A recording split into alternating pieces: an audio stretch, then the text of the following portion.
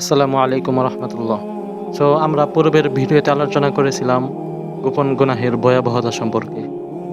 আমরা বলেছিলাম পরবর্তী ভিডিওতে ইনশাল্লাহ গোপন গুনাহ থেকে উত্তরণের উপায় এ সম্পর্কে আলোচনা করব।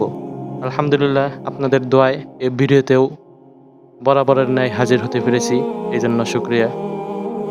আমরা জানব গোপন গুনাহ থেকে উত্তরণের উপায়। এই কয়েকটি বিষয় যদি আমরা পালন করতে পারি, ইনশাল্লাহ গোপন গুনাহ থেকে যদি আল্লাহ চায় গোপন গুনাহ থেকে বিরত থাকতে পারি।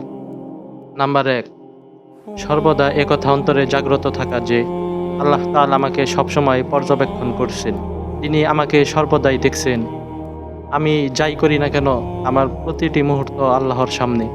এ ব্যাপারে আল্লাহকে ভয় করা। আল্লাহ তাআলা বলেন, নিশ্চয়ই আল্লাহ তোমাদের উপর পর্যবেক্ষক। সূরা নিসা। নাম্বার 2, বেশি বেশি আল্লাহর কাছে দোয়া করা, কান্নাকাটি করা, যেন আল্লাহ তাআলা নাফরমানি ও সব গুনাহ থেকে হেফাজত করেন, শয়তানের কুমন্ত্রণা থেকে হেফাজত করেন। আল্লাহ তাআলা বলেন, ওয়া ইযা সাআলাকা ইবাদি আন্নী ফাইন্নী করিব উজিবু দাওয়াতাদ দাঈ ইযা দাআন ফালইস্তাজিবু লি ওয়ালিউমিনু বি লাআল্লাহুম ইয়ারশুদুন। আর আমার বান্দারা যখন তোমার কাছে জিজ্ঞেস করে আমার ব্যাপারে, তখন তাদেরকে বলে দিও, আমি তো সন্নিকটেই রয়েছি। যারা প্রার্থনা করে তাদের প্রার্থনা কবুল করি যখন তারা আমার কাছে প্রার্থনা করে। কাজেই আমার হুকুম মান্য করা এবং আমার প্রতি নিঃসংশয়ে বিশ্বাস করা তাদের একান্ত কর্তব্য, যাতে তারা সৎপথে আসতে পারে।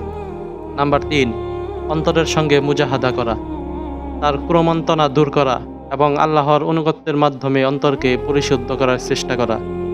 আল্লাহ তাআলা বলেন, শপথ প্রাণের এবং যিনি তা সুবিন্যস্ত করেছেন তার, অতঃপর তাকে অসৎকর্ম ও সৎকর্মের জ্ঞান দান করেছেন। যে নিজেকে পরিশুদ্ধ করে সেই সফল কাম হয়, আর যে নিজেকে কলুষিত করে সে ব্যর্থ মনোরথ হয়। তিনি আরও বলেন, যারা আমার পথে সর্বাত্মক চেষ্টা চালায় আমি তাদের অবশ্যই আমার পথগুলোতে পরিচালিত করব। আর নিশ্চয়ই আল্লাহ তাআলা সৎকর্মশীলদের সঙ্গেই আছেন। সূরা আনকাবুত।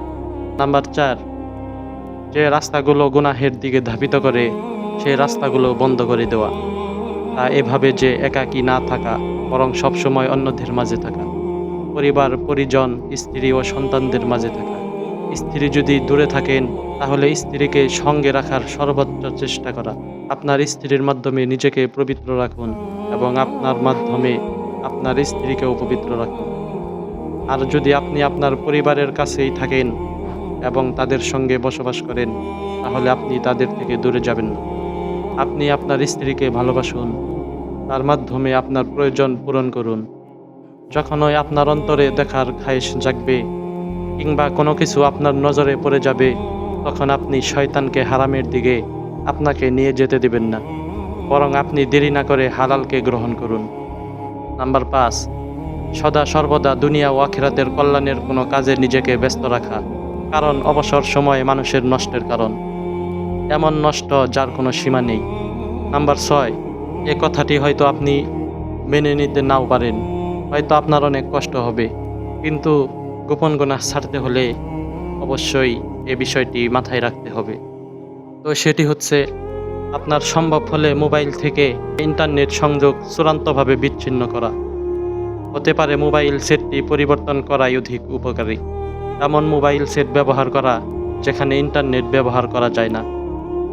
আল্লাহ তাআলা আমাদেরকে এই 6টি বিষয় মেনে চলার জন্য তৌফিক দান করেন, এবং কি গোপন গুনাহ থেকে আল্লাহ তাআলা যেন আমাদেরকে হেফাজত করেন, এবং কি আমরা সর্বদাই যেন তার হুকুম অনুযায়ী চলতে পারি। আল্লাহ তাআলা তৌফিক দান করেন।